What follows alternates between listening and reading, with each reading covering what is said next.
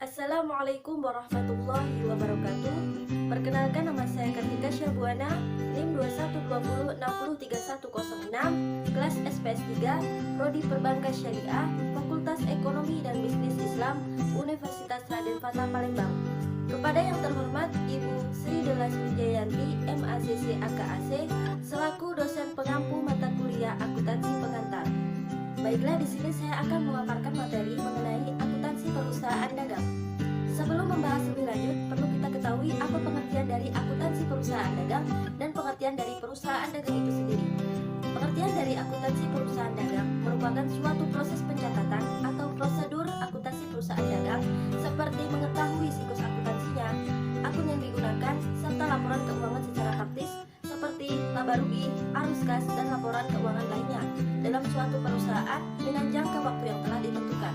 Kemudian pengertian dari perusahaan dagang menurut Wibowo dan Abu Bakar Arif, yaitu perusahaan yang membeli barang dengan tujuan menjual kembali tanpa mengubah bentuk atau sifat dari barang itu sendiri secara berarti. Selanjutnya yaitu karakteristik perusahaan. Perlu kita ketahui perusahaan memiliki beberapa karakteristik. Yang pertama yaitu memperoleh laba dengan jalan menjual barang dagangan yang memiliki harga pokok penjualan, sehingga sumber pendapatan utama perusahaan adalah pendapatan penjualan. Kemudian yang kedua yaitu membeli barang dagangan dengan tujuan menjual barang tersebut kembali tanpa melakukan perubahan bentuk atau sifat dari barang tersebut secara berarti. Kemudian yang ketiga yaitu barang dagangan dapat berupa barang konsumsi atau barang produksi dan bahan baku untuk produksi. Kemudian yang keempat yaitu kegiatan perusahaan ini terutama adalah pembelian dan penjualan barang yang berwujud fisik dan spesifikasinya jelas. Yang kelima yaitu adanya barang dagangan yang menimbulkan pos beban pemasaran yang biasa kita sebut sebagai harga pokok penjualan. Tentunya penting bagi kita untuk mengetahui beberapa akun yang sangat dibutuhkan dalam akuntansi perusahaan dagang. Yang pertama yaitu akun penjualan, yang kedua akun pembelian, yang ketiga akun persediaan, yang keempat akun harga pokok penjualan, yang kelima akun potongan tunai, yang keenam akun potongan penjualan dan pembelian, yang ketujuh akun retro penjualan, dan yang terakhir yaitu beban pemasaran. Dalam perusahaan dagang memiliki beberapa sistem persediaan barang. Yang pertama yaitu sistem persediaan perpetual, di mana dalam hal ini perusahaan melakukan pencatatan secara detail atas biaya perolehan persediaan barang dagangan yang dijual maupun dibeli. Sistem persediaan ini bersifat terus-menerus dan terupdate. Kemudian sistem yang kedua yaitu sistem persediaan periodik, di mana dalam hal ini perusahaan tidak melakukan pencatatan secara detail terhadap persediaan barang yang dimiliki, namun lebih mengutamakan perhitungan fisik atas persediaan barang tersebut. Baiklah, selanjutnya kita masuk ke tahap-tahap pencatatan, di mana dalam tahap ini sudah saya simpulkan menjadi suatu bentuk bagan. Kegiatan pertama yang dilakukan dalam tahap ini yaitu transaksi, di mana transaksi akan masuk ke dalam dua jurnal, yaitu jurnal khusus dan jurnal umum. Jurnal khusus sendiri terbagi menjadi beberapa tingkatan. Yang pertama yaitu penjualan, yang kedua yaitu pengeluaran kas, yang ketiga yaitu pembelian, yang keempat yaitu penerimaan kas. Dan dalam bagian ini dapat kita uraikan ke dalam buku besar, neraca saldo, dan yang terakhir yaitu dalam kertas kerja. Baiklah, di sini saya telah menampilkan bentuk dari jurnal umum.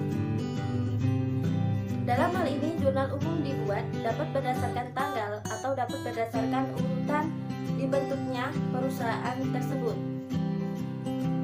Nah, di sini kita dapat melihat akun yang pertama yaitu akun piutang usaha, dan di bawahnya yaitu pendapatan penjualan. Dalam hal ini nominalnya kita pisah karena agar lebih memudahkan yang mana yang akan masuk ke debit dan yang mana yang akan masuk ke kredit. Yang masuk ke debit diletakkan di posisi pertama dan yang masuk ke dalam kredit diletakkan di posisi kedua. Baiklah, selanjutnya kita masuk ke dalam buku besar. Nah, di sini saya telah menampilkan contoh dari buku besar. Di dalam buku besar terdapat beberapa akun. Nah, akun inilah yang diperoleh dari jurnal tadi. Contoh yang pertama kita bisa lihat yaitu akun kas. Dari jurnal umum tadi terdapat beberapa akun kas.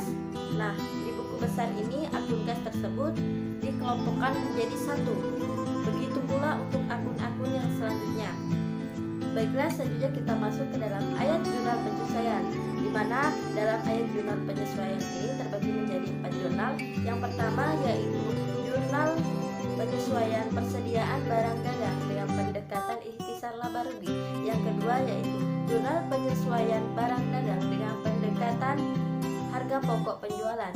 Yang ketiga yaitu jurnal penyesuaian barang dagang dengan sistem perpetual. Yang keempat yaitu jurnal penyesuaian untuk transaksi selanjutnya. Sini saya telah mengambil contoh dari bentuk ayat jurnal penyesuaian, dan kemudian yang terakhir yaitu laporan laba rugi. Di sini saya juga telah mengambil contoh dari bentuk laporan laba rugi. Baiklah, sekian materi yang dapat saya paparkan. Apabila ada kesalahan kata, saya mohon maaf. Kepada Allah saya mohon ampun. Wabillahi taufiq wal hidayah. Wassalamualaikum warahmatullahi wabarakatuh.